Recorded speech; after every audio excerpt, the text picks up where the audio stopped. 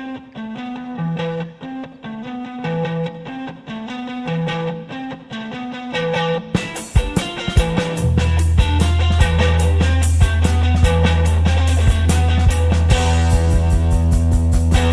is up, everybody? Welcome back to another edition of Futbol on Full Heel, the Futbol on Full Heel show. My name is Frankie, joined as usual, by Andres and Johnny. Yo, what up? Remote what up? from wherever they're at, and then we got Rafa holding down the ship. The Full Heel studio. Yes. Exciting week. Just like the one that just passed. Extra exciting for Andres. He's now on a 3-week win streak with these picks. He got 3 out of the 4 Champions League picks last week. So, Wow. Is that enough respect for you? you gotta keep it going. Got to keep it going. We got a lot more games this week, too. Last week we only did 4. There's 6 this week. And they're all European. They're all, I don't know. I guess it's kind of debatable, but a lot of people think that these European competitions are some of the finest football that's played, because a lot of national teams aren't as good. Players don't spend as much time as they do with their club teams. So some say this is the cream of the crop, right? So some players say they prefer to win the Champions League to the World Cup. Yeah, CR7 himself has said that he wishes he could only play Champions League and I think it was international matches is what he said, because those are the ones where he can. He thrives off the pressure, and I believe it, as we saw this past weekend. But before we jump into CR7 and Juventus crashing out and Champions League, both Champions League and Europa League are now into their quarterfinal stages. So 8 teams left in competitions. These games, too, are coming in quick. They're coming in hot. I fucked up and neglected to bring up Europa at all last week. Yeah, got a little distracted, let's just say, and I forgot to completely mention Europa, even though I wrote it down. So my fault for neglecting these, I guess, I don't want to say lower tier, but the second tier cup competition. We'll start there because we've got some big clubs in Europa still active. Today, actually, 2 of the bigger clubs remaining played. Manchester United played their quarterfinal match against FC Copenhagen and came out 1-0 winners. With a Bruno Fernandes penalty. Has there been a more clutch player or signing in recent history than Bruno Fernandes? We'll get into that in a little bit, because I also want to mention that Inter won against Bayer Leverkusen today, 2-1. Another goal for Lukaku. Kai Havertz made things interesting there for Leverkusen. But United and Inter march on into the semis of the competition. So I guess we'll start with United. 0-0 into the 95th minute when Martial draws a penalty. All I can really say about Copenhagen is that goalie was I don't know if you guys saw the highlights. He had 13 freaking saves. He stood on his head. He single-handedly kept Copenhagen in that match. That penalty was debatable. It was contact, but it was went to the floor a little easy, which is why sometimes football gets critiqued as soft or stuff like that. Kind of get I don't know. It works both ways. Sometimes you gotta sell the play, you know. It kind of depends where you're playing. It depends where you're playing, because in England it's considered cheating, and in Italy it's considered being clever. So, you know. Regardless, Bruno Fernandes steps up and buries it. We kind of joke about penalties and how Cristiano and Immobile had 13 or 14 PKs each this season. And we joke about how now Manchester United has over 20 PKs this season. But you still gotta score them, right? Fernandes, is he, man, since January, has anybody been better in your opinion? Or maybe not better. Let me phrase it better. Has it had a bigger impact? Has any particular player had a bigger impact since January for their team? I could go first. I think pains me to say it, but yeah, he's probably been the most influential, the best signing of the whole year, really. That's kind of what they were saying in the commentary. But I think he has transformed Man U in terms of he's really what they were missing. But I think he's given Pogba a little bit of a platform, a little less pressure, but I still don't see a style with Man U. I want to say now they have all the pieces, but now I want to see them all really come together. And I think for the most part, it has kind of been working. Bruno Fernandes just really helps link that mid to the offense. Sidebar, which is kind of what Juventus is missing, kind of what a lot of teams are missing, Barca. But he's kind of that new mold of midfielder, Kevin De Bruyne style, where you got to do a little bit of everything. You got to run, you got to go back, you got to attack, you got to center, you got to cross, he does everything. So, I mean, he's a top player. He's showed his quality. He hasn't missed a penalty. It's impressive that he's gone in and been so influential.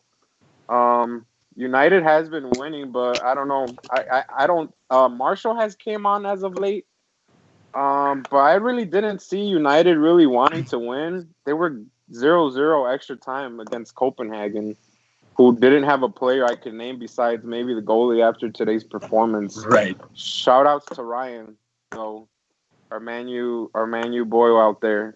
I'm not trying to hate on him, but I'm just not convinced, bro. But yeah, I would say Bruno Fernandes has been the best signing of the year, easily.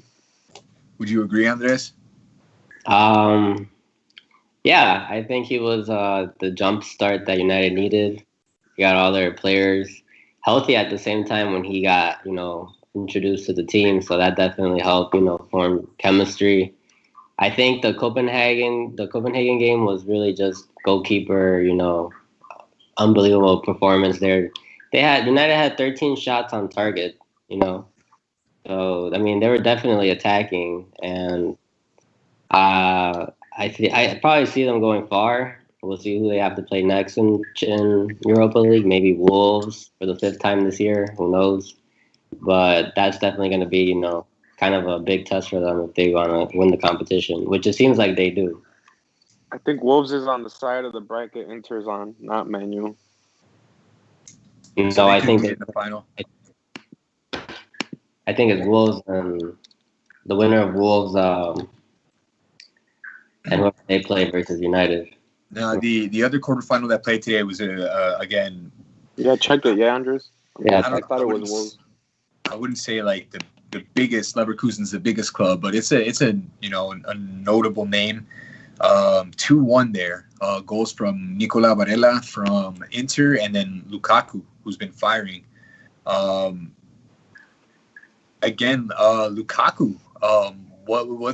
He's been crucial to Inter's campaign, right? Obviously, Conte's influence is huge, and they've had some other performers. Lautaro has been good, but Lukaku huge for Inter. Obviously, a change in scenery has done him really, really well. But what do you guys think is, I guess, the biggest difference? What was he lacking at United? Over the top, in a much more advantageous series press. Was he just in a funk, or what happened? Well, what's working for him in Italy? Is it easier to score in Italy?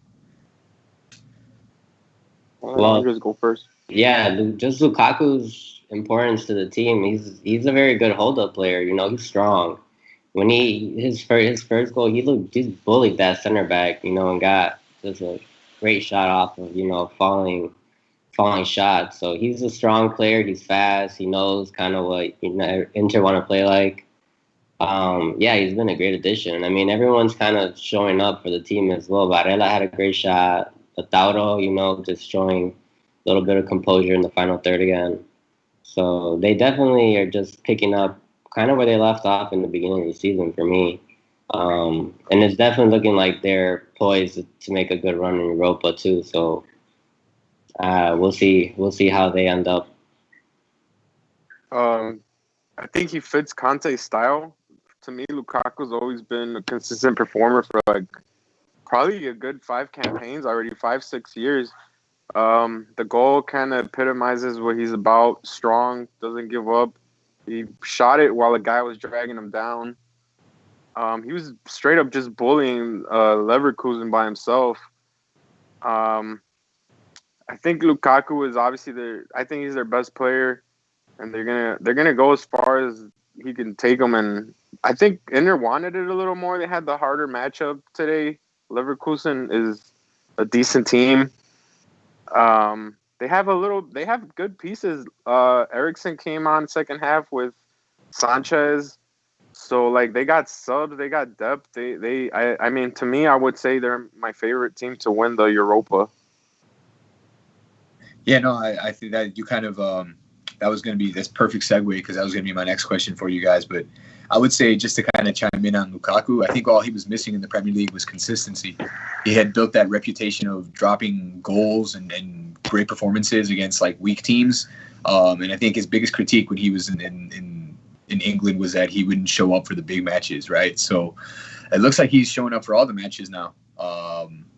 So that's good to see. I believe he's got over 30 goal contributions this season now, which is the first time, again, that's happened in Inter since Eto'o, right? Since Eto'o was there. And that was a decade ago. That's crazy. And yeah, I guess would you agree that Inter is your favorite, Andres? I would assume so, since you were so pro Inter this year, and going off what you just said. Yeah, I think from the beginning of the season, they were, after they crashed out of Champions, they had the squad, to go far.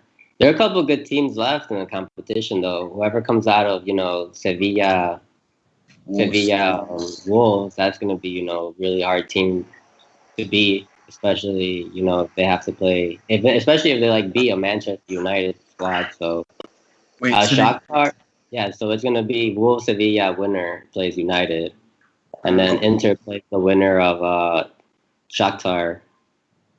And I don't know who else won. Was it Basel who won? FC Basel, yeah. Yeah, so winner of that team. So I definitely see them getting past Shakhtar. Shakhtar, maybe might surprise some people, but they definitely have a hard matchup in that final. So it's going to be interesting. Yeah, that's intriguing, right? We could potentially see the United versus Inter Europa final, which 15 years ago reads like it could have been an actual Champions League final, right? So again, the secondary club competition in Europe, but still, like Johnny said about Leverkusen, these still aren't some tiny clubs, right? FC Basel is a club with a lot of history. Shakhtar is a club with a lot of history and success. Shakhtar, I think, is pretty interesting to note. Hasn't played a home match in like 6 years. Ever since the conflict in Ukraine, Russia broke out, they haven't been able to play in Shakhtar. They've been playing far away from their home crowd. So a little bit of interesting nature to that. But tomorrow we have the other two quarterfinals. We've already briefly mentioned them. Wolves versus Sevilla. It looks like it's going to be a really, really good matchup. Sevilla, a team who's won this competition many times before. In fact, I think it was 5 years ago under Unai Emery. They've won it 3 times in a row, which is crazy. And they play Wolves. Quick thing I want to mention about Wolves is, since I neglected to mention them last week, Raul Jimenez, their number 9, now has 27 goal contributions, which is the most of any Premier League player this year. So taking goals and assists into consideration, we've got a Mexican player who's had the most goal contributions in the Premier League, which is amazing. Props to him. Hopefully he continues this run. And we're already hearing rumors of him being linked with clubs like Juve, clubs like Manchester United, even. So that could be huge. I'm glad that the last couple seasons he's been consistent and shown how good he can be. Because when he came to Europe, right, it looked like it was going to be one of another case of a flop who goes back to Mexico, right? But after some rough patches at Benfica or Atletico and then Benfica, right, he's been thriving for Wolves, like a lot of players have, right? Nuno Espiritu Santo doing a great job there. Johnny in particular is a fan of his of what he's doing, right? So I'm definitely looking forward to try to catch as much of that as I can. Hopefully I can at work, but we'll see what we can do. We'll make our picks for that. A little sidebar about Wolves, though, is they also breached the financial fair play rules. They did. Yeah, so now they have, I think they get 2 less players if they qualify for Champions. Great. Oh, okay. So, okay. They wouldn't. But they also, you know, it kind of laughs at Manchester City because they spent millions and millions, and you know they kind of just got off with a little slap on the hand, little fine. It's just the rules are real intricate, right? Or it's specific to where you can't spend more than what the club is generating or something like that, right? So I imagine a club like Wolves, you know, a smaller club, provincial club in England like that is probably, and then what they've spent is probably not the same amount as what would this coming in, right? Or they probably posted a loss, right? And what UEFA wants to do with these financial fair play rules is make these teams run like better businesses. It's not necessarily about keeping everything fair because they don't really care about keeping it fair. They care about teams not posting losses and everybody looking like a nice, neat little business. So I didn't know that. That's intriguing. But I'm also not surprised because in the span of a couple of years, they brought in Nuno. They brought in a bunch of, I believe they're all George Mendes clients, the Portuguese super agent, right? It's the many Portuguese national team there. Yeah, they're from the coach to João Moutinho's there. The other classy Portuguese midfielder, what's his name? Ruben Neves. Patricio, right? The goalkeeper. They've just got a who's who of Portuguese guys there. And I'm, again, glad to see Raul succeeding and thriving. We'll see. I'm excited to see what the next move for him is going to be. And quite frankly, guys, I don't really have a whole lot to say about FC Basel versus Shakhtar. Again, both teams with historic standing in their home leagues and in Europe. All I know about FC Basel right now is, you know, Mo Salah played at Basel, and the current front office and management from the Chicago Fire, my hometown team, all started at FC Basel or all linked from Basel, and they kind of are their call to fame is actually discovering Salah, right? And they rode that all the way to their jobs here at MLS. So, again, interesting for neutrals there. I mean, I guess I would be neutral in this case. Definitely something I'd want to watch just because I'm a fan of the game. But again, I wouldn't even know who to pick there. So that'll be an interesting one when we make the picks at the end, right? Shakhtar, again, a history of buying great players, namely great Brazilian players, right? Didn't Willian play there before he went to Russia, right? Yeah. And then Douglas Costa was there. Fernandinho was at Shakhtar Donetsk before he was at Man City.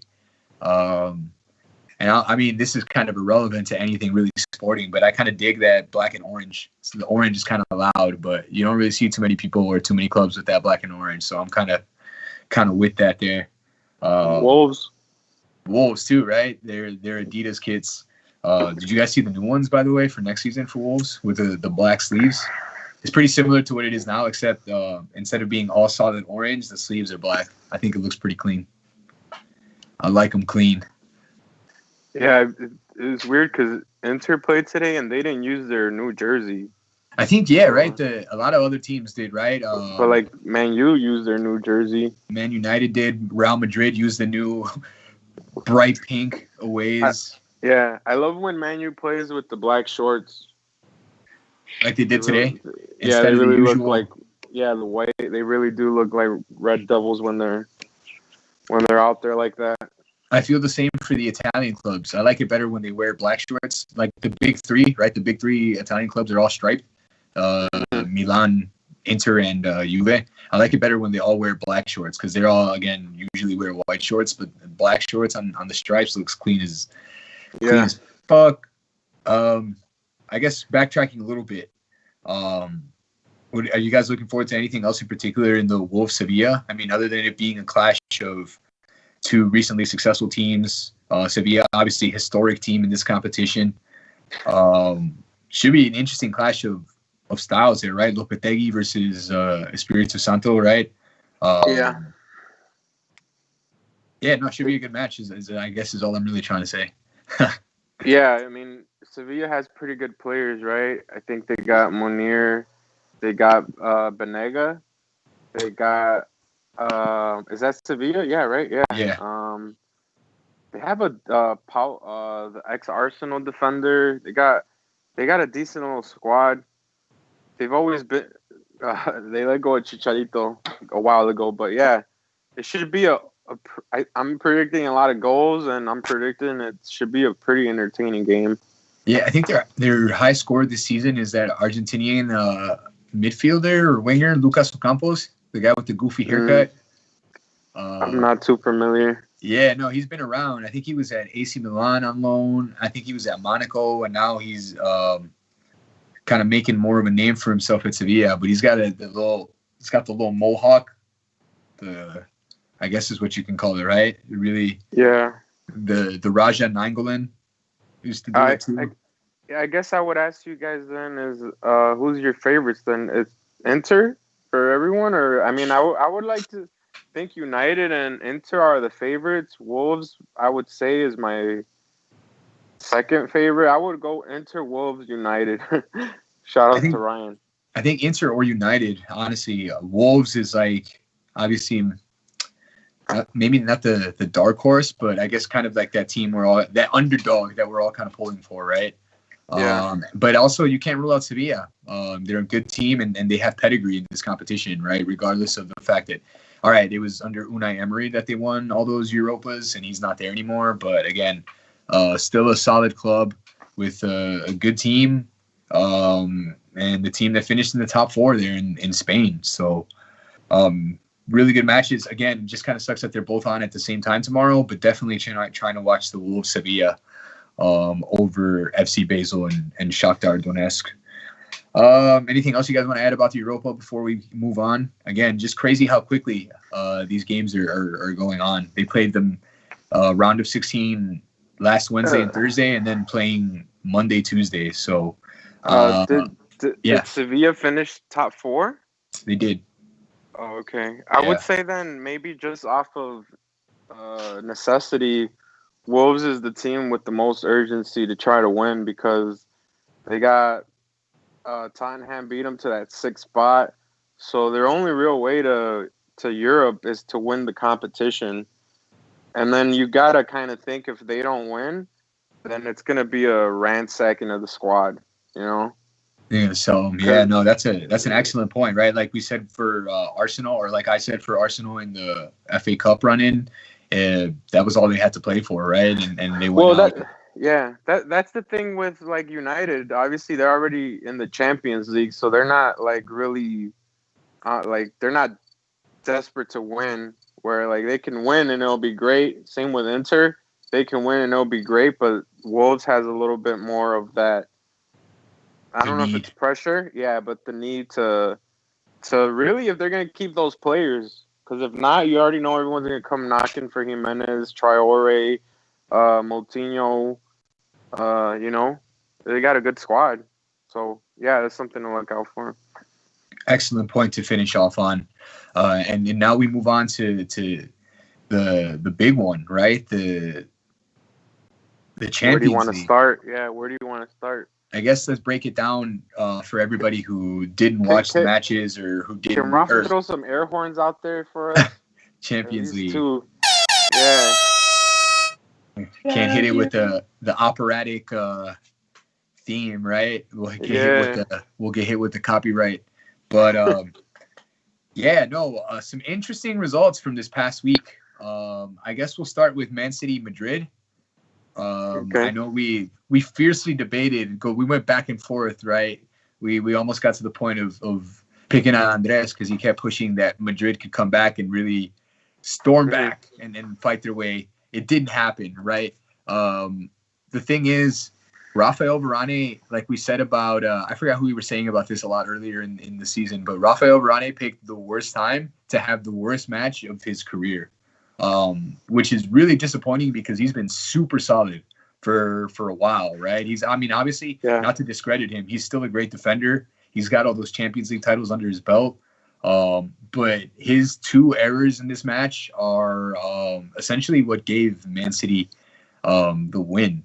Because, again, Man City ended up scoring, 4 goals in this game, right? Or 2 in this game. Yeah, 2 for the overall aggregate win, right? Sorry, I just said it too. But I guess we'll start out, and I'll throw it over to you, Johnny, right? I highlight Ronaldo's mistakes because City didn't look well. They came out questionable right from the gate. You didn't like the formation that Pep used? No, not at all. I think it gave a little bit too much respect to Madrid. Granted, Madrid played a better game than I thought, and the errors that Varane caused really made the difference. But I know Aguero was injured, but the surprise was that Phil Foden was a false 9. Kind of part of the reason why Varane made the mistakes, because he was kind of pressuring, making sure that Real couldn't play out the back as comfortably as they could. And again, this is what I was saying that Madrid hasn't been exposed to all year. Like high pressing teams that are gonna like try to run at them, attack, and like really pressure. That doesn't really happen in the Liga, you know? And I think that's what really threw them off. I think you make your case with Varane that all year he's been rated as a top 5 center back, him and Ramos for the whole year. So it was surprising to see him make the error, but that is the critique on him, that when he comes, like, he needs someone to lead him, and it's like when he's the main guy, he kind of crumbles. And that's really what happened. Credit to Jesus on both goals, or like on the pressure for the first one. Well, on the pressure for both goals, you know, he was right there and really caused those mistakes. And I was like, you know what this is eerie reminiscent of? This is straight up from FIFA, bro. In FIFA, once you start doing too much stuff at the back, it's just bad news. You know, you can't be playing back and forth at the back, trying to think you're going to header back to the goalie. He was in the second one, he was not really under that much pressure, and he goes and does that atrocity. And it's just like, hey, credit to FIFA, because FIFA 21 coming out in the next month. But it was painful to watch those two, right? Yeah, definitely exactly how FIFA. But the formation from Pep, but yeah, I thought he was gonna start. I guess Aguero was injured, so I would have thought the logical thing was Sterling, Jesus as a center forward, and Silva or Mahrez. And he didn't use Mahrez or Silva. He used Sterling, Phil Foden, and Jesus. Yep. So kind of similar to the first game, but I'll let you talk a little more about it, because I still got a lot to say about this game. Or Andres, whatever he wants to point out. I mean, you pretty much hit on the spot. I think Frankie said it. Varane doesn't really, you know, stand up by himself in that defense or command it like a Ramos, which I was inclined to pick Madrid because, I mean, they had some input from Hazard. They had some input, you know, from Benzema. He had a couple good shots that just were, you know, at the goalkeeper.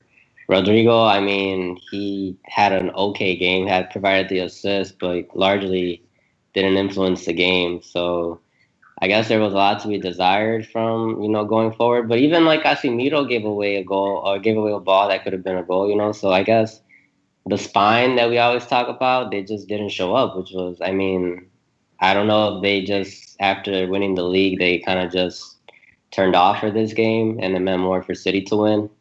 But definitely Varane's mistakes set the tone for, you know, the rest of the game. I feel like, you know, when your defense just starts leaking goals, that just sets the precedent that, you know, it's not going to be our night, or, you know, we're not actually not going to pull this off because we started so badly.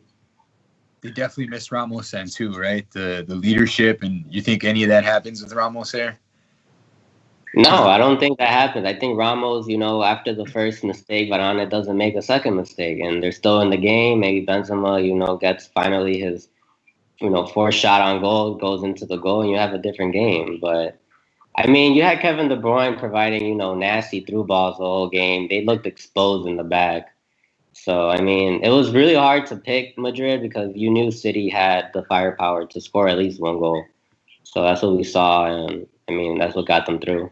Benzema scores again. Credit to him, right? Almost single-handedly being Madrid's offense this season. Rodrigo, again, had that nice little play for the assist there, but everybody else, anonymous on Madrid, man. Modric and Cruz, it was like they weren't even there. Hazard especially, I think Johnny was the one who pointed it out. It was like Hazard, it was nowhere to be found, right? And again, a lot of that is due to the fact that he missed a lot of the season. He's been hurt a lot, right? Do you guys think that Zidane dropped it by not picking, Vinicius and Valverde for this game? Yep, that was where I was going. I couldn't believe he started Cruz and Modric, and Casemiro had a bad game, how you mentioned.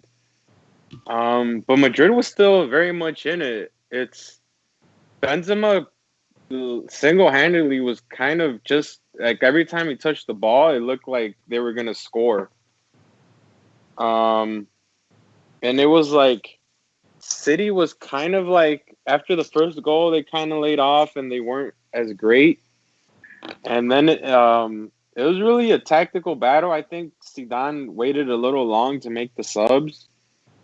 And then it was just as soon as that second goal hit from the error, it was pretty much done. Like they took all the gas away. And then, I didn't think he planted the team as best they could, but I think it concerns me that City is still on defense not very sound. Like, Fernandinho is just not doing it for me on defense. I thought he was going to do Raul Garcia. I think that's his name, or what's Eric Garcia.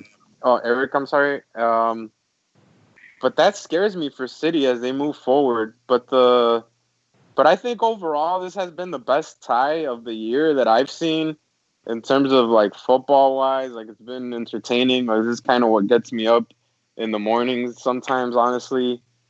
And I think more importantly for City, it's an important mental battle that they won. Kind of being a Madrid squad with a Zidane-led team that hadn't lost a tie ever, beating the legendary Madrid squad, most Champions Leagues, European Cups, and I think this really, because of circumstances, the Lyon-Juve game, it kind of really paves the way for them to make the final at least, or have a real shot at winning it.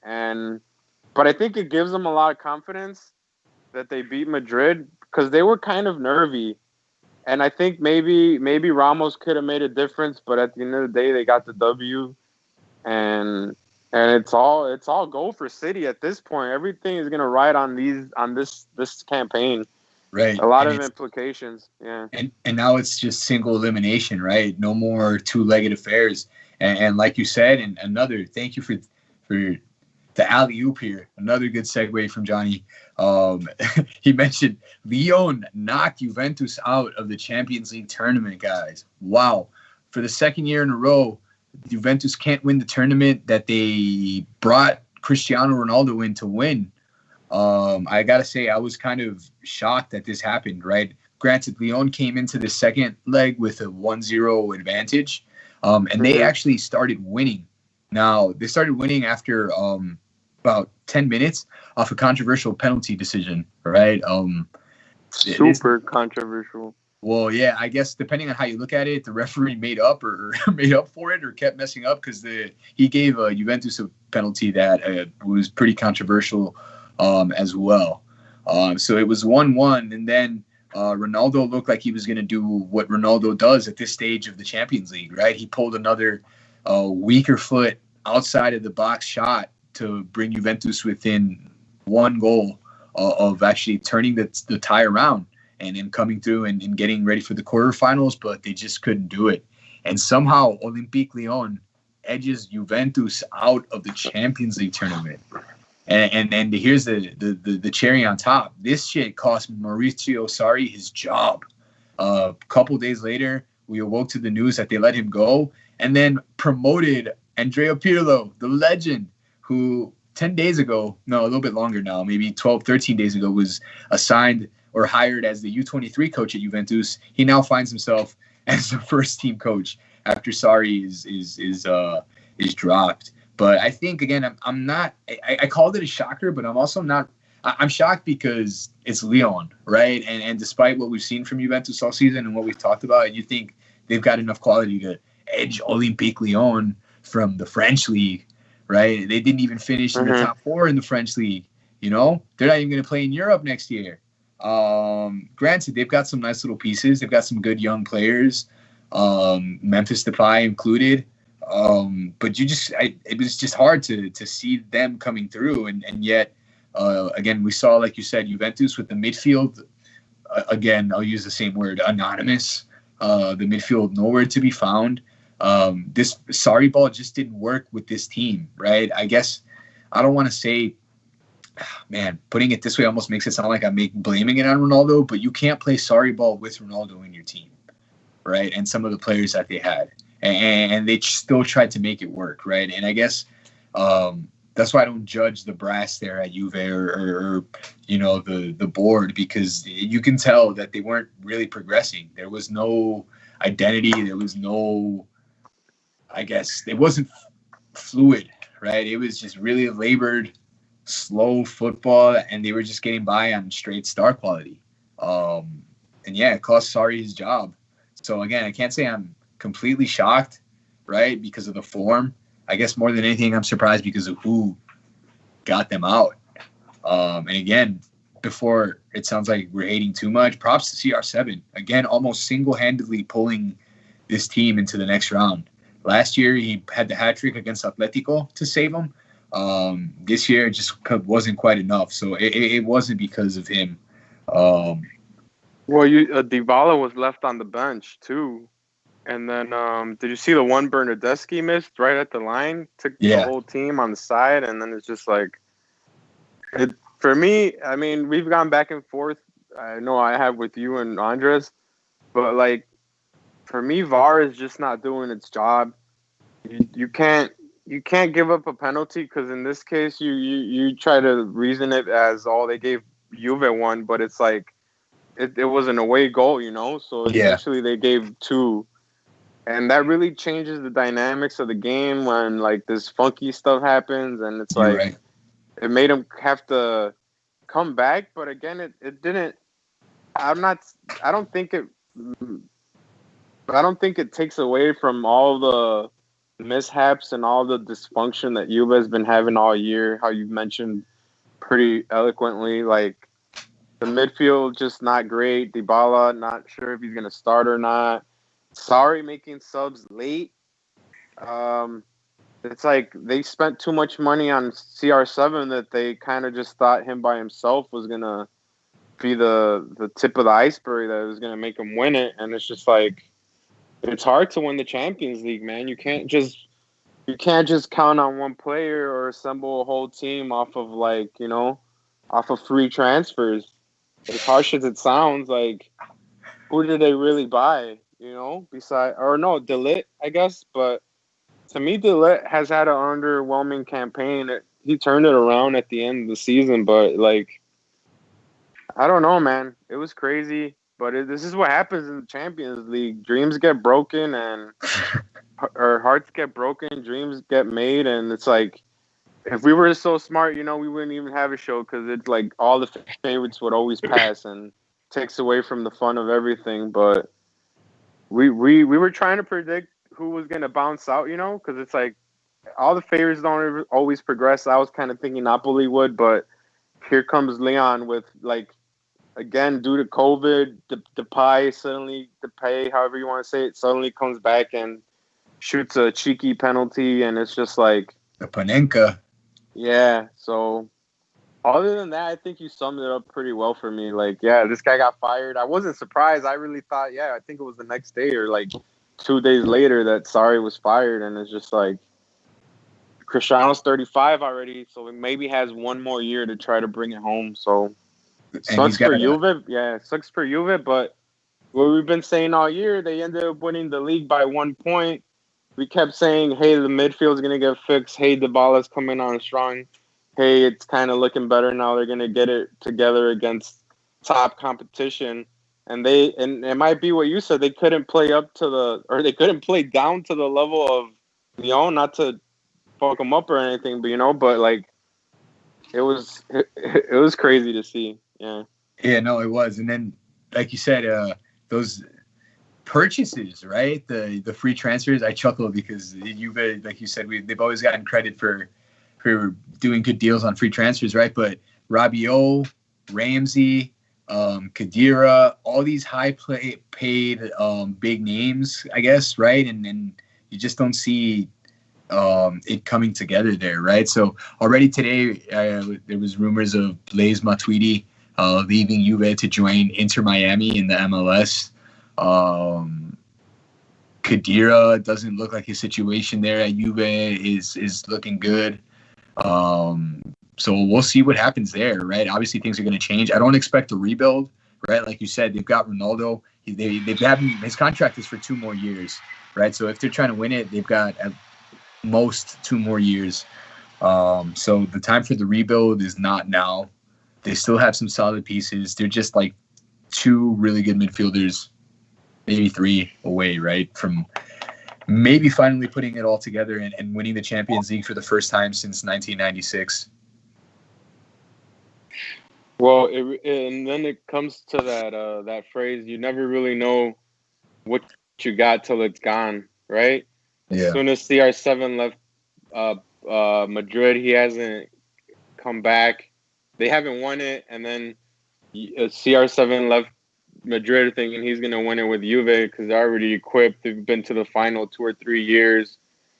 And I'm telling you, the Champions League is the hardest competition to win.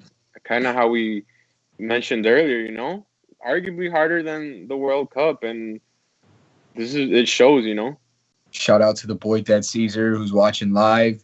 He's complimenting all of our complexions, I guess, skincare routines. So I guess the cameras are in high definition here. But yeah, with Man City progressing and Lyon progressing, it sets up the quarterfinals being played throughout the week. And I kind of love that they're doing it throughout the week. It's kind of inconvenient that it's on weekdays, but we get a match Wednesday, Thursday, Friday, Saturday for the Champions League, all at 2 p.m. in the middle of your day, guys. So set your alarms now. We'll start with Wednesday's match, the first one. Atalanta versus PSG. They'll be playing at 2 p.m. in Lisbon, in Portugal, on Wednesday. That's the first quarterfinal. It looks like injuries could be a big factor here for PSG. Mbappe was hurt in the Coupe de la Ligue or Coupe de France, one of those freaking French competitions. They have too many. And Mbappe got hurt. Doesn't look like he's going to play. Then we got word that Verratti got hurt. I think both of them traveled with the team. It's up in the air to see what they play. But what do you think, Andres? Is that going to be big for them going up against Atalanta, who's been playing more, right? PSG's been off for months, just playing friendlies and these one-off cup competitions. Are these big misses? Are this big news, I guess, for PSG missing these 2 guys? Well, it depends. I mean, they say Mbappe's out, but he's also, rumored to have been maybe make the bench for PSG. I mean, that you always want your superstar on the bench, even if he's not fit, boost morale. So we'll see what happens with that. But Atalanta is not playing with Ilicic. So that's a big miss for Atalanta, in my opinion. He had, 4 goals in that last tie with Valencia? Yeah. But that's a big miss for Atalanta. I mean, he's an important striker for them. I'll see who. I mean, they have subs that can make impact, but I don't know if they're Ilicic type players in that stage. That being said, Atalanta is kind of like the last Italian hope in a way. So they're the last Italian team in competition. They have heart. we'll see. We'll see if they still have cash in the tank because they gave it all they could, to get that Champions League spot. But PSG, they have to show that this is their year as well, or this can be their easiest way to the final. So we'll see what they do. Johnny's got PSG amongst his favorites. Do you think these injuries can affect PSG if they do, in fact, miss Johnny, or you still got them advancing regardless? Who's the other guy they're missing besides Mbappe, maybe? Mbappe and Verratti. I think so. I mean, there's no excuses for PSG to lose. I mean, Atalanta's a good team. I'm honestly super excited for this tie. I think it's really going to show a lot of – should be two of the best teams in the world. So it's all systems go for me. I mean, I wouldn't be surprised if Atalanta wins, but if PSG is going to be champions, they need to beat Atalanta, They're going to have to beat a hard team. There's no way around it. So I still give them the edge. Maybe I'm not giving enough credit to Atalanta, but it's just like I think are they the highest scoring offense all season? No, they were the third most. They scored 98 goals. I think it was the most in Serie A, third most in Europe. Third most. I think Bayern and maybe City scored more goals. Yeah, but I mean, even then, I think PSG's been playing some games and they haven't been that great. They've been winning like 1-0, or they had to go to penalties, right? In the Coupe de France or whatever. Yeah, I mean, I want to say PSG's going to win, but I honestly don't know enough about Atalanta to really to not give them a shot. But I am giving them a shot, and I'm saying this should be one of the best ties, honestly, of the whole competition. It should be close. You mentioned the absence of Ilicic, Andres, and he will be huge, but you think of Atalanta, and they've just got killers ready to roll. Luis Muriel is their leading scorer, and he doesn't even start. Yeah, he doesn't even start. He comes in like the 60th minute and scores bangers from free kicks and from distance and everything, right? So they have him. They've got Zapata. That's the two Colombian killers up top, right? They've got this wing back system that's really hot and modern, right? With the right wing back and the left wing back. Papu Gomez, their number 10, is one of the best players in Italy right now. One of those classic Argentine flair players, right, who can create and score. They are an exciting little team, right? But at the same time, I don't know. This is another stage, right? It's again, like Johnny said, it's all systems go. This is the closest that both of these teams might be able to get, right? Considering that it's not two-legged affairs. So both of them are going to go all out, I hope.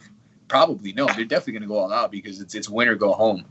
One thing that I was discussing with Ryan earlier this week on the side was, or that he brought up was he didn't like these one, or he thought FC Copenhagen today against United set up too conservative, right? That they were just going to do on the break. Right, they were just going to defend and go on the break, and that's usually how you play away games, right? In the two-legged affairs, but there isn't a second leg, right? So you got to go all out in this leg or go to penalties, right? So I think this sets up. Again, it's different. Some people may hate on that. Some people may want to put an asterisk, but given the circumstances, it is what it is, right? They got to finish the tournament, and they're still playing against great European teams, so I'm not mad about it, but. It definitely makes for a different knockout, right? We're used to the maybe 0-0 first leg and then the 1-0 away legs, right? You're not used to these blowouts usually at this stage because teams don't want to risk too much. So these are definitely two teams. Yeah. These are definitely two teams with attacking talent, and hopefully they come through with that mentality. Yeah, to your point, it's like you make a sub too early or too late, and it's like throws off your plan. It's everything is a lot more intensified with these one-off matches that it's like, I mean, look at Madrid, they might have subbed too late. Same thing with Juve.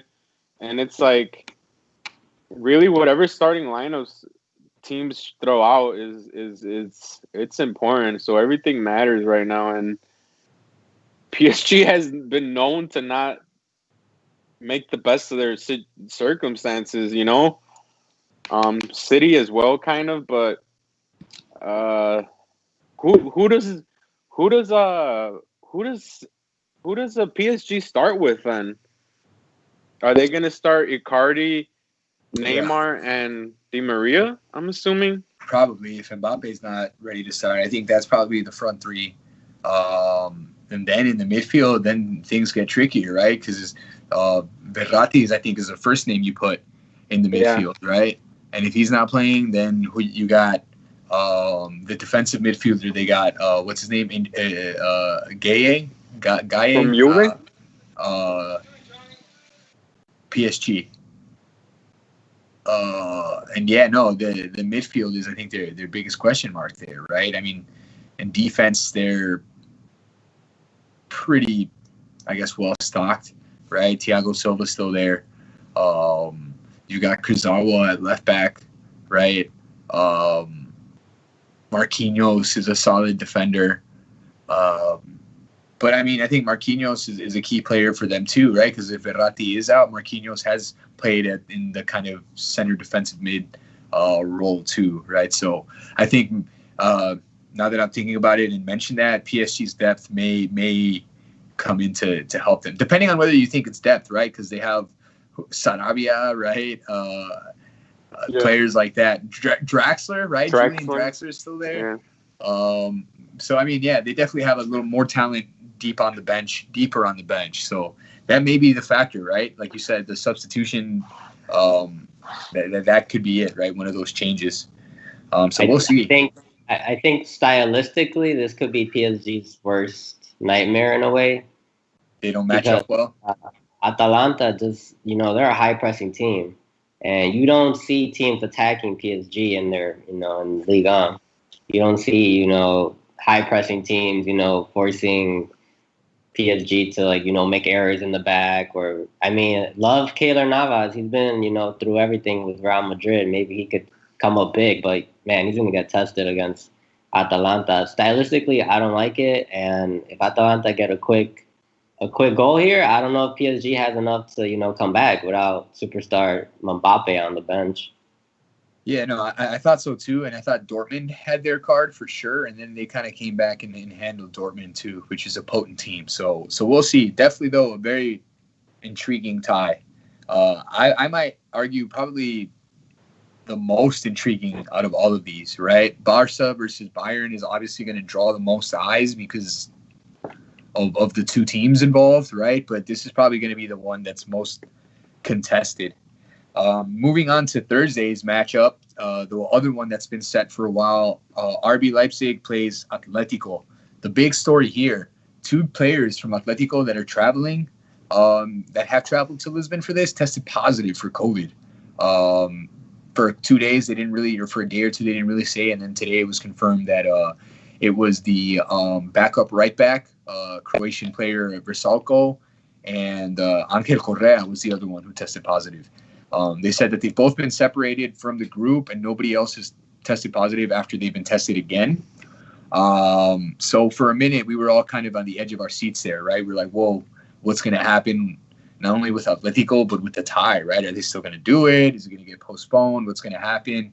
But it looks like it's still on with those two players having been separated and everybody else testing negative. So other than the potential COVID distraction and the effects that this might have, do you see any way that Atletico doesn't make it out of this? I have Atletico winning this one. I don't know. I think they can lose. I don't know that they're playing that great, but on paper they have the better team. But Red Bull does play a fast-paced, dynamic style, which probably matches Atletico. So I think as long as Atletico forwards are scoring, they should win. But yeah, I guess it's not the most intriguing tie, to be honest. No discredit to either team, but Werner was their superstar. I was going to say, so he's not on there anymore. And Atletico they need to prove a lot. I mean, this is also their best shot to win the Champions, or one of their best shots. So on paper they have a good team, but again, I don't know that it's come together all year. they've had some good performances in Spain, but none of them come to mind. Their best performance was the Liverpool game, and they kind of let that momentum die off. They're here right now, but from when they won to right now, it's like a completely different time, you know? So I don't know what to expect, really. I guess seeing the game will let us know a little bit more of what both teams can offer moving forward. Yeah, no, I think, I guess the other question I had in mind for you guys is, are we going to see another classic Simeone performance, right? We were just talking about how this current setup doesn't lend itself to being defensively compact and organized and then springing on the counter, but that's like signature Atletico, right? Is there any other way that they approach this? I got to believe they go with the tried and true, right? Yeah, I think Atletico definitely used that momentum of beating Liverpool, and they got a third place finish. They were 6th, 7th place before the pandemic, and they just rallied. You know, I think they got a good. I think personally, they got a good lot of momentum going with Morata back and Diego Costa, and Felix, trying to play their game. It seems a little rushed for that team to kind of gel together, given that they've only been playing one season. But even Trippier, they don't have any key misses. They have Oblak, so they have the pieces to definitely make a run. I feel like RB Leipzig is a little bit stylistically like Liverpool, so they'll definitely get tested. But I think they have enough pedigree. They have enough pedigree to move on to the next stage. I think Atletico should be able to dominate the game and just kind of win. I think Red Bull is not they definitely didn't finish that strong, and I don't know that they're any different than a normal La Liga team, especially without Werner. So I think Atletico will dominate I think they're going to dominate the ball possession, and they should be able to score and face the winner of PSG Atalanta. Yeah, I wanted to agree with you that Werner was going to be a big, big miss, but RB is another one of those high-scoring teams. They had a run in the Bundesliga where they scored 3+ goals in consecutive matches. It was a nice little streak that they had going there, right? So, they've got a lot of young and the key word is energetic, right? Like Andres said, very similar to Liverpool in that they press and that they're very quick in everything that they do, right? So they can pose a danger, but I think if there's a team that's equipped to deal with that kind of style, like we've already seen, it's Atletico, right? And although Liverpool started winning at Anfield, Atletico withstood it, right? And I think, again, you can kind of consider RB like a light version of a Liverpool style. So I think it's well suited having played them before. So, and it being a one-legged affair, who's better than winning at one games than Diego Simeone? I'm sure he can get the result by scoring one goal and just parking us in a way, or playing really solid defense. So these type of tournaments, are perfect for coaches like that how to win. Like Mourinho, one game, if you got to win one game and get points or get the W, you go for those coaches. So, yeah, another one that should be intriguing. Again, now that we talk about it more in depth, I'm getting a little bit more excited about it because at first I was like, RB versus Atletico, but another one should be an interesting clash of tactics and styles there. Now, before we get into Barca versus Bayern on Friday, let's back up a little bit, right? Because Barcelona beat Napoli 3-1 on Saturday. Early goals there. We had Luis Suarez score a penalty that Messi drew, right? Messi himself had a goal. Then he had one disallowed for a handball, right? Insigne got the penalty for Napoli before halftime. And then obviously Longley had the opener with the header. So lots of goals in that match. And obviously the Messi dependence was clear, right? Messi had a brilliant match. Frankie de Jong was major for Barcelona as well. Maybe his first or second match in a while for injury, and he put in a shift in midfield.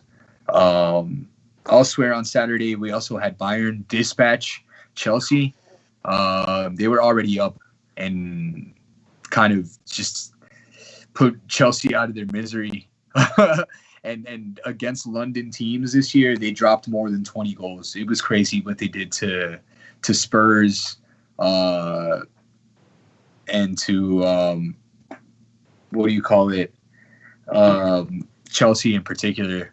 They made it 4-1 in this match, finishing 7-1 on aggregate, right? So yes, it was never Spurs, Chelsea, and Arsenal. I don't know if they played Arsenal this year, but they have they've been bossing London around by Lewandowski by himself. Yeah, no, it was. I mean, again, I won't spend too much talking about Bayern Chelsea because no disrespect to Chelsea, but they were already down 3 goals, and it didn't look like the team like Bayern was going to capitulate. But yeah, Barcelona-Napoli, a match where we saw Napoli probably giving Barcelona more problems than they did. And the Napoli played well. They did give them some problems. They started both the first and the second half brightly and probably could have scored. I will say, too, that Chucky came on as a substitute. And again, these coaching decisions were critical, right, Johnny? I'll give you props because you're the one who keeps talking about it. But I think Gattuso probably should have put on Chucky earlier because Chucky came on and had 2 chances immediately, one of which went off the post, right? The other one, Ter Stegen collected. But, yeah, Napoli didn't really trouble Barca as much as we thought. Barcelona didn't look as bad as we thought. They weren't great either. But I guess maybe we can, and maybe you guys can chime in on this too, right? As long as Messi is having a good day, you can't rule out Barca, right? Well, my takeaway from the game was that I didn't expect the early goals, and I think that changed the what Napoli could do. But the first half was a little weird. There was a lot of calls. There was the Messi penalty, which I thought should have just been either an indirect free kick or a drop ball. But again, I'm not mad at the decision. I think for me, okay, so here's the thing too. Setien actually did start Griezmann, and he put in a good showing. But the other thing was that Busquets didn't play. So now do they not start him against Bayern, or is he a must start? Because I don't know if Barca played better or worse without Busquets, because the second half was honestly not like, it was like just back and forth. There was no midfield for either team. I was disappointed in Barca. Napoli was playing like they needed to score right away. And I'm like, you got the whole second half. And it was like long ball. And then Barca too, just playing the long ball game, trying to maybe score, didn't score. So I was a little bit disappointed in Barca in the second half, also with Napoli. And I think the mid is where it's gonna happen for Barca, and I don't know what they're like. I don't know what to expect from the mid or from the lineup, you know? Yeah, no, I think Busquets comes in because for this match they played Rakitic, they played De Jong, and they played yeah, and I think both Rakitic and Sergio Roberto were kind of anonymous. Well, Roberto in particular didn't have a great match. So I think Roberto probably comes out and Busquets comes in. I can see, I mean, I would probably leave Rakitic in for the bigger matches, right? I can see Rakitic, Busquets, and De Jong probably being the midfield for the Bayern match. Vidal is back, and maybe he goes with Vidal because Vidal gives Barca a little bit more physicality and aggression there in the midfield, and he links up well with the other South Americans. I think you can tell Messi likes playing with him because they set up a lot of 1-2s and a lot of forward runs that way. I don't really know what to expect from Setien because before the match, you always got to take that stuff with a grain of salt, right? But they had leaked that they were potentially going to play the diamond again, right? And he gave some time to a youth player at the end. I forgot what his name is, Machu or something like that.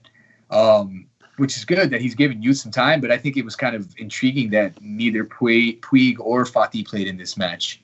So I really don't know. It's a toss up for Setien too, and I think another thing to consider too is an added pressure for him, because I feel like he's kind of coaching for his job right now. I don't know if he stays after this. I think a victory is going to be crucial for him. So he's definitely probably thinking about it, maybe thinking about it too much.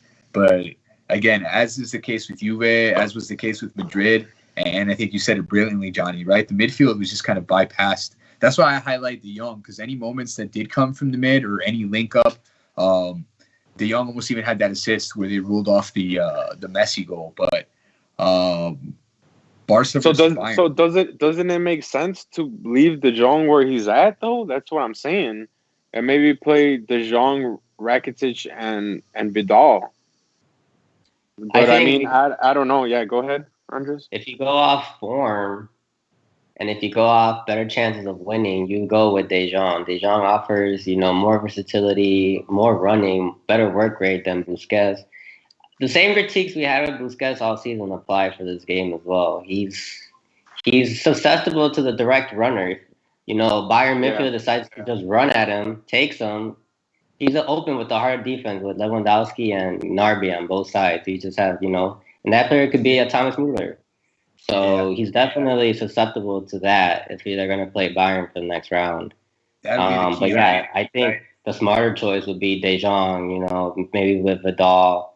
And I guess if you're being reasonable, they'll probably play Busquets in that, defensive mid just for experience and just because it's a big game. So yeah, I'm nervous about this one. You brought up the good point about Bayern's midfield too. Bayern's going to start with the three that they've been playing, which is Thiago, Goretzka, and then Müller at the tip of the triangle there at top, and they've just been killing it. Goretzka brings a kind of like, I guess, that physicality and that energy next to Thiago. Thiago is just one of the classiest passers in the world when he's healthy, right? So I mean, yeah, they've got a lot, and even when they played other guys, Tolisso had a good game against Chelsea the other day, right? And a guy who's been out in the cold forever, right? But again, we're talking about Bayern's depth. So yeah, guys, I'm nervous about this one. Happy that Messi had a great match and that Barcelona progressed. Suarez scored as well, which was good. But yeah, I think this game could have gone easily the same way Juve went. I think Juve was brought in to kind of score goals, but he ended up being creator and a finisher for that team with Dybala out. The difference is that Messi can create and finish all his shots because he's Messi. But I mean, Bayern's gonna try to look to stop Messi and maybe open up another player for Barca that might take a little load off of him. But you can't really rely on Suarez or Griezmann at this point anymore. Yeah, and I'm also concerned about the speed, man, of particularly like Davies down the left. Is going to give Barca some problems, right? Because who they play, probably Semedo, right, against him. Yeah. Like, and Semedo's pretty fast himself, so that actually would be an interesting battle. But I feel like Davies has got the quality and the trickery to get around and behind that defense, right? And then you got Müller, Thiago passing from deep. Ugh, man. Did Kimmich play right back, or he wasn't in the mid, you're saying? You're right. I forget. I think Kimmich, that's a good point, actually, because Kimmich plays there as well. They might actually be playing I can't recall if they're playing the 4-3-3 or like the 4. They're doing the 2, right? The 4-2-3-1. I thought it was the 4-3-3 with Kimmich and the bottom of the midfield, and then Thiago had been in and out. Yeah, so then it was Thiago. Goretzka was in for Thiago, right? And then it was Müller up top. No, yeah, you're right. And Kimmich, how can you forget Kimmich? He's one of the steadiest and most reliable players in the world right now. So, yeah, I'm nervous about this. Sorry to cut you off, but I think they start Kimmich against Barca. I think they just gave Thiago some minutes since he was out of the lineup for so long. So I think that was, kind of giving players like Perisic some time to play. So I think what's really going to bother Barca is that the Barcelona fullbacks, Semedo and Alba, are gonna have their hands tied with Davies, Coleman, Gnabry, Mueller, Lewandowski, who's running a freaking muck right now, and it's like that's really gonna limit Barca and how they can go up. And Barca's already limited enough in how they're getting up and attacking options that it comes back to the midfield and it comes back to the Messi dependency that if Barca can't get up and if Barca can't find other ways to attack, they're going to be susceptible. And Bayern is not going to, they're going to finish, They're not going to be wasteful. And I think that's going to be the key. So does Barca line up in a like-for-like formation against Bayern and just a one-off game, give it all they can, or do they try to contain and place a smarter thing and try to get the win, a 1-0 or something? Because at least for me, I don't think that Barca can play Bayern like for like. No, absolutely not. No, Bayern's just got too much speed right now, and Barcelona is just way too slow and static. And the other thing right now, outside of Messi, I don't really see a threat, right? Griezmann hasn't been his best. Well, that's what I'm saying.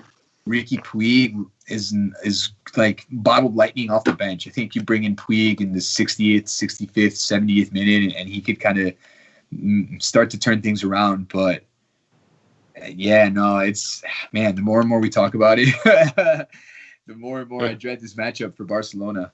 So I think, again, another intriguing one for two historic clubs there. We'll make our picks for that at the end. And then I won't spend too much time on the last one because, first of all, it's City and Lyon, right? On Saturday in the final quarterfinal. Both of these teams have already met twice in this competition. They played each other in the group match. And actually, didn't Lyon shock them? Or not shock them, right? But didn't Lyon give them some issues in one of the match? It was a draw, or didn't they beat them in one of them? Right? I can't remember. They've done it before. They definitely met in the group stage, so they're familiar with each other. I don't think Lyon's gonna provide any surprises for City. They're an organized little team, but I don't think City will be, overwhelmed by Lyon. And I'm sure City would rather have played Lyon than Juventus and Ronaldo. So true. And again, I think what we've already discussed and what we kind of saw, if anybody, I think City will give themselves more problems than Lyon will, right? If Pep comes out with a Foden as a false nine or something funky like that, I think that'll go a longer way in determining that. So, another important thing for me is that when you really analyze all the coaches that are left, Pep is the most recognized one. Like, if there's going to be an advantage towards a coach, Bayern doesn't have a coach that we're not confident in, but that has gone the distance. Hansi Flick. Neither Lyon, neither PSG, either. Like, Simeone is the second best coach, I would say. So there's a lot of stuff, and then when it's all, like how we're saying, one knockoffs, like, you really don't know what it's going to come down to with a penalty, a header, a mistake. And really, I'm telling you, this is why the Champions League, at least for me, has always been the most exciting competition. I know we're trying to see the Man City the Barca Bayern game on Friday with a little Heineken mini keg on the side, side. And then hear the anthem, and then just be ready to be amazed and shocked or whatever, Crazy stuff is gonna happen. Hearts will be broken. Dreams will be made. This is a freaking Champions League, bro. I'm telling you. I'm excited. Excited. Excited and enjoy it, because after this, we've got about 3 or 4 weeks before European football returns. And with that, we kind of bring things a little bit closer to home. Our weekly check-in with North American football. Again, we'll make our picks for Europa and Champions League quarterfinals at the end. But just kind of briefly wanted to check in with one, Liga MX. Everybody just finished Jornada 3 or Fecha 3, whatever you want to call it, the third round of matches in Mexico. At the top right now, we've got a 4-way tie. We've got 4 teams tied with 7 points. Some usual suspects, America, Cruz Azul, and Pumas are up there. So 3 of the classic Big 4 in Mexico are tied at the top. And then Puebla, randomly, Puebla is in there in the top 4 as well. This past weekend, Cruz Azul beat León in a 2-0 matchup. Chivas is struggling. They had a red card, not early, but halfway through the first half this last week, and it kind of cost them the rest of the match. And they lost. So Chivas is down there at the bottom. Again, nothing really to panic about just yet because we're only 3 matches in, and it's a weird tournament. I know Chivas was kind of not ravaged, but they had some positive tests for COVID as well. So we still got some players coming back. I saw Macias with an ice pack on his calf, and there's rumors of him possibly leaving to France as well. So to Sociedad, I thought. Yeah, to Sociedad. I was reading France. That's crazy. But either way, if you're a Chivista or into Mexican soccer, Chivas looks like it's going to be one to keep an eye on. It could be another up and down year, and some storylines brewing there already. You have Cepillo Peralta, who unfortunately tested positive. You've got the form of Chofis Lopez, right? Everybody's always talking about Chofis and how he's overweight, right? But when he's played well. Not even, bro. You gotta mess us up because Chivas is. I think it's 5 seasons they haven't made the playoffs. They were in like 5th place before the COVID and the league ended, but they just fired their coach. They never win. It just seems like we bought an all-star team, quote unquote, but it just doesn't work. Nobody's scoring. It's a bad time. Our jersey's hot, but that's about it, to be honest. The Puma kid is hot, but it's tough time. Yeah, it's not enough. The Chivalacticas. Elsewhere in Guadalajara, Atlas, the other team there, was the first team in Liga MX to fire their coach. And big shout out, and I don't want to say big because I'm still salty about it, but Mazatlan got their first win as a team. They beat Toluca, I believe it was, this last weekend. And the team in purple there, the new team in the Liga MX, got their first win as the new, I guess, form of themselves. And yeah, we've got matches in Mexico tomorrow too. So if you've got like TUDN or Unimas, I believe, you can catch some Mexican soccer tomorrow. There's 4 matches being played. And some of the bigger teams are starting to come on.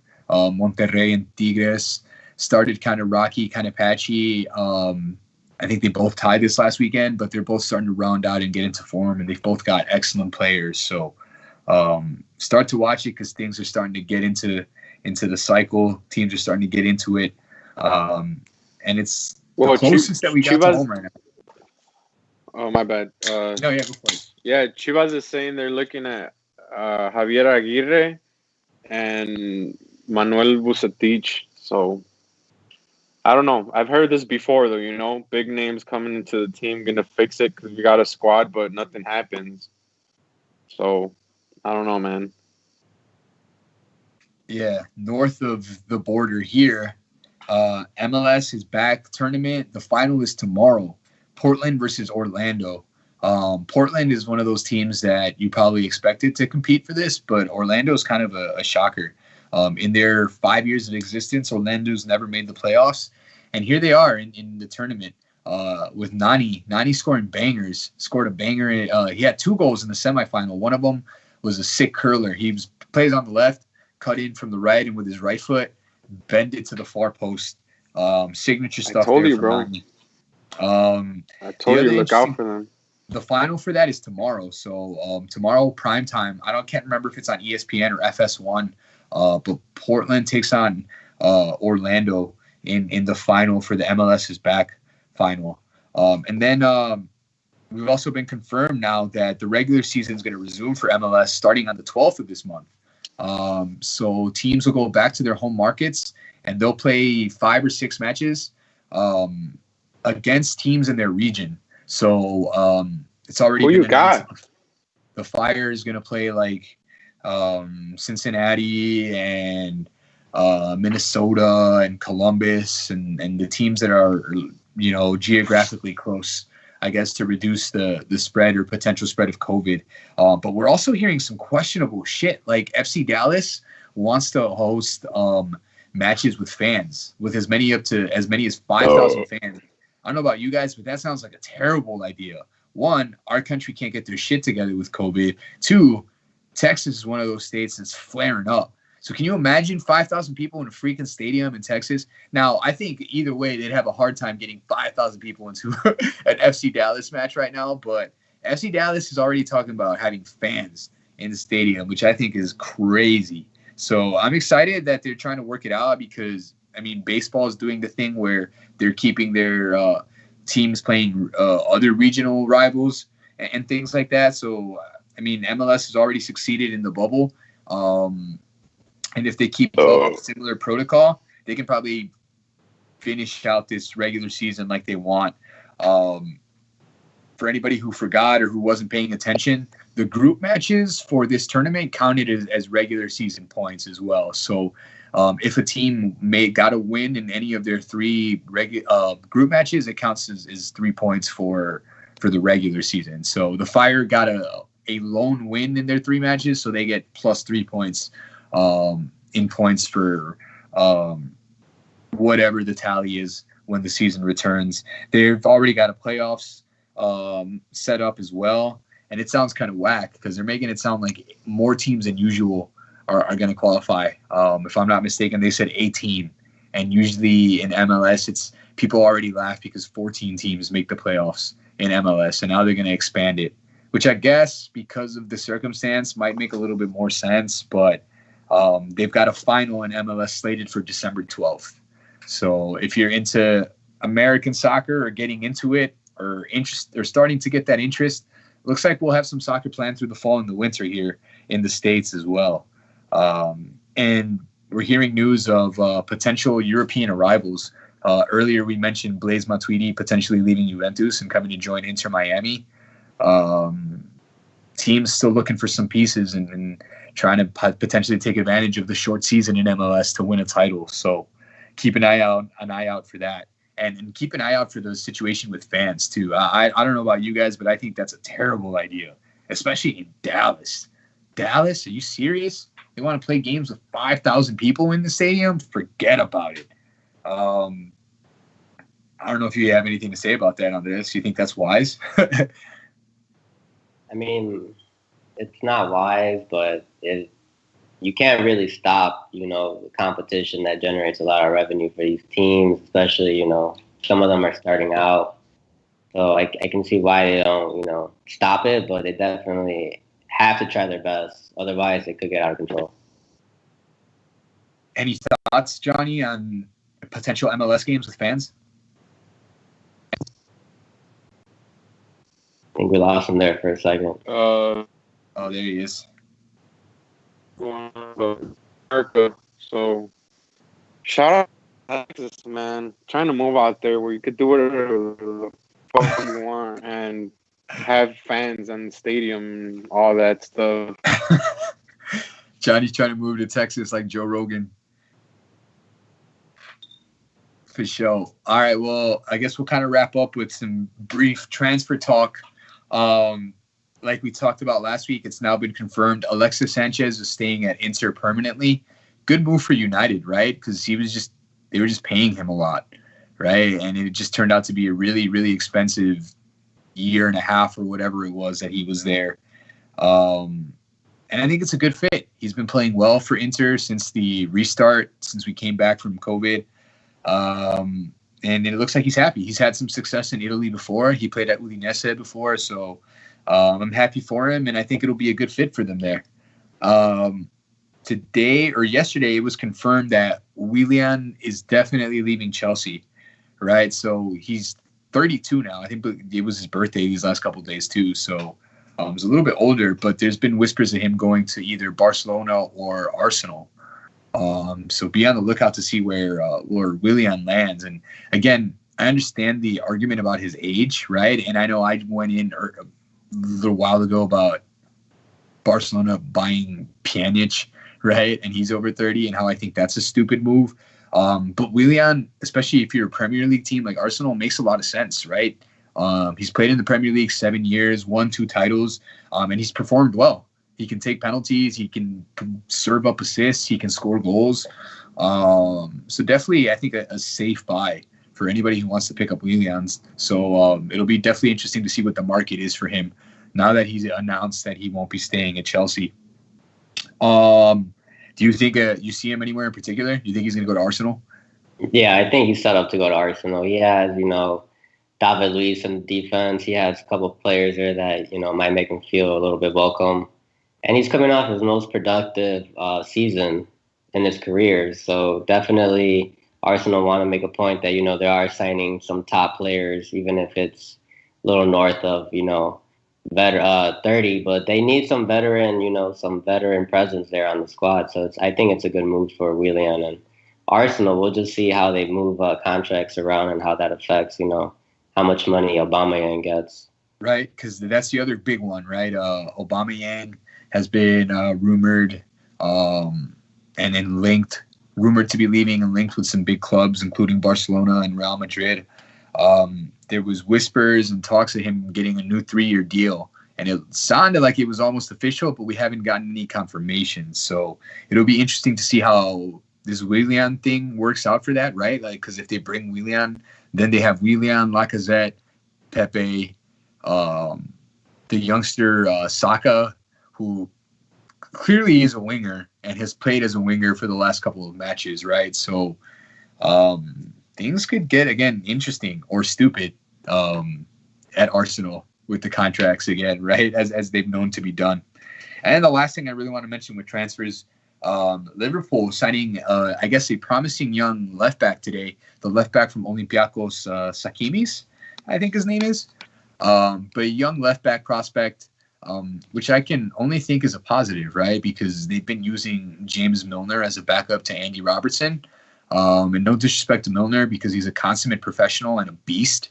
But he's not a left back, right? And he's not getting any younger. So Liverpool looks like they're making, again, I don't want to say wise because I haven't seen too much of this kid.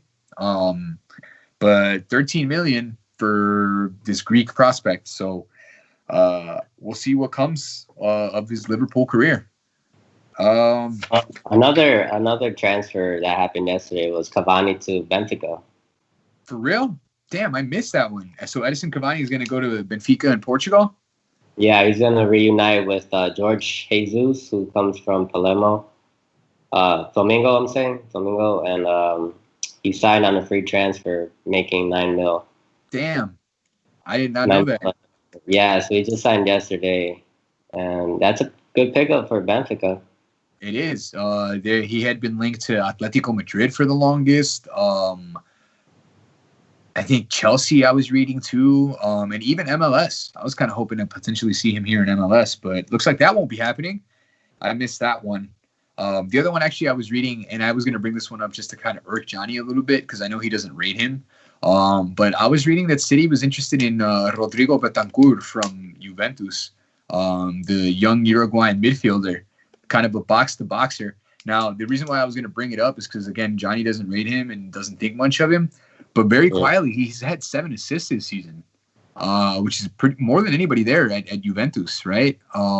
So I think the fact that if Pep is looking at him, I think that's a big deal, right? But I think for him to go there, they'd need to move some stuff around. Like Gundogan would probably have to leave, right?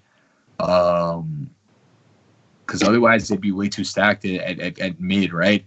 Bernardo Silva's still there. Are they going to use him as a winger? Are they going to use him as a center mid? I don't know what's going on. But City being quick with their transfer business, right? They've already picked up Ake. They've already picked up Ferran Torres, who they signed from Valencia last week as well. So they're being quick and ruthless about their transfer business. So we'll keep an eye on these rumors of Betancourt, because I know, Juventus definitely needs to retool at midfield. So I don't know if they want to lose Betancourt because he's been one of the good ones. There he is. Johnny, I was talking about how Man City has been linked to potentially buying Rodrigo Betancourt from Juventus, your boy, right? Who, Man City? Yeah. Sounds like a terrible signing to me. He's got 7 assists for Juve this year. Are you surprised by that? I don't think that's that many, really. So? That's almost 10. I mean, that's almost 0. For, It's almost 5. for a midfielder in Italy, I think that's a solid return. It's not like what's his name, Luis Alberto or whatever from Lazio, but Lazio, sorry. Yeah, no, I just wanted to throw that in there. That your reaction was exactly what I thought it was. But yeah, let's finish up with these picks. All European picks. I had some connection errors right now. We have the 2 remaining quarterfinals for the Europa League that are being played tomorrow, and then Wednesday, Thursday, Friday, Saturday we have Champions League. So we'll start with the big one tomorrow: Wolves versus Sevilla in one of the quarterfinals for the Europa League. Who you guys got? I got Sevilla winning. This guy. You got Wolves, right, Johnny? I gotta take Wolves, man. I gotta take Wolves. Johnny's got Wolves. Man, I'm gonna go with Wolves as well. Sevilla's already into the Champions League for next year. I'm gonna go with what we said earlier. Wolves needs this. They want to go back into the Champions League. And wouldn't that be something? Let's go Jimenez. He's having too good of a season, guys. It's got to keep on going. And the other one, FC Basel versus Shakhtar Donetsk. Who you guys got? I got Shakhtar in this one.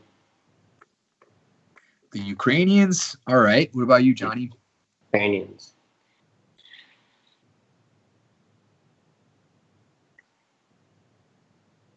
Oh, I didn't catch that. Who you got, Johnny? You got which one of these 2 teams? You got the Swiss team, Basel. FC Basel. Yeah, go Fire. And because of that association, I'm going to go Basel as well. Yes. All right. And then we get into the big ones. Champions League quarterfinals starting Wednesday at 2 p.m. Atalanta versus PSG. One of the most probably the most intriguing one, depending on who you ask, I guess. But we already talked about how we're intrigued. Who you guys got? You already know me. I mean, PSG's been one of my favorites to win it, so I got to take PSG. You agree, Andres? I think the Cinderella story continues. This is not your normal champions. Experience doesn't matter. I got Atalanta upsetting. Yeah, I got Atalanta as well. I'm sorry, guys, but I know I've got some balls saying this as a Barcelona fan, and Barcelona just bottled the Champions League 2 years in a row in a big way, but so is PSG. PSG is known to fuck up in the Champions League. They blew it against Manchester United last year.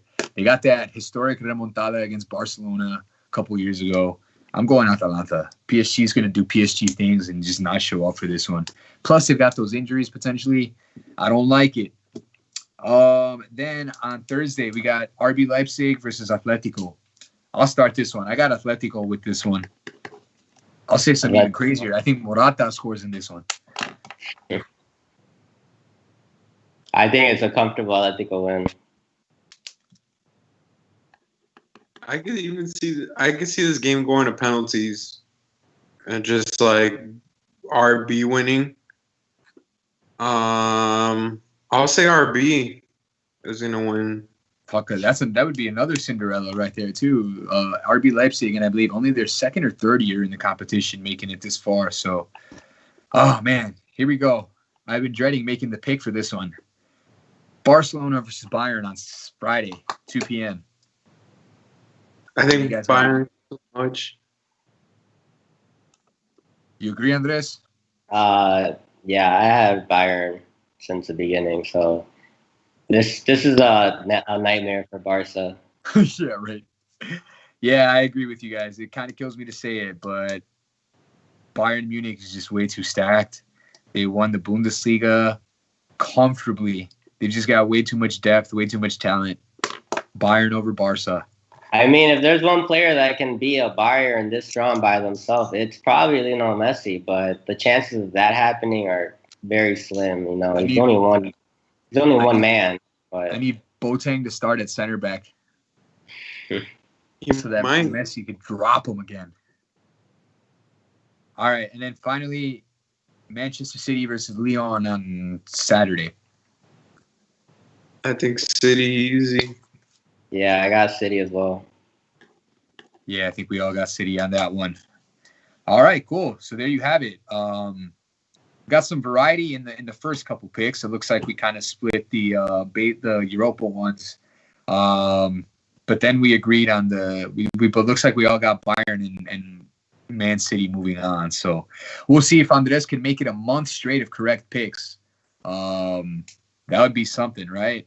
But yeah, guys, exciting. This is it, guys. After this, these two competitions are done. All we got is MLS and Liga MX.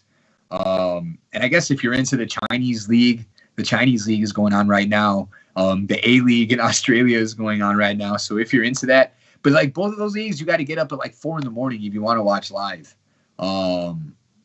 which is a no-go for me, right?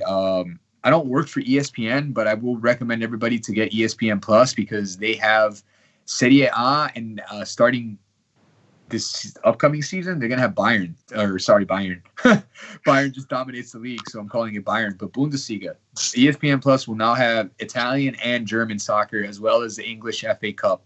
So if you don't have ESPN Plus, pay the $5 a month and get it. It's about to be loaded with soccer on there. And that's all we got for you guys. Watch the Champions League, watch Europa this week. And we'll come at you guys next week to make our picks for the semifinals of these competition. Thanks again for joining us.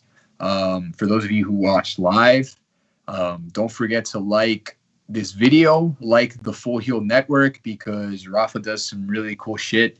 Fight Companion this Saturday. With wrestling, he's been doing the companions and having us over and watching some fights. This upcoming Saturday, be sure to look out for the Full Heel Fight Companion for the trilogy fight at heavyweight, DC versus Stipe Miocic, the third fight for the baddest man on the planet, to determine who the baddest man on the planet is. Some good fights leading up to that as well. So be on the lookout for that. And thanks again for taking the time to watch us. Stick around. We'll see you guys next week. Be safe and watch some football. Peace out.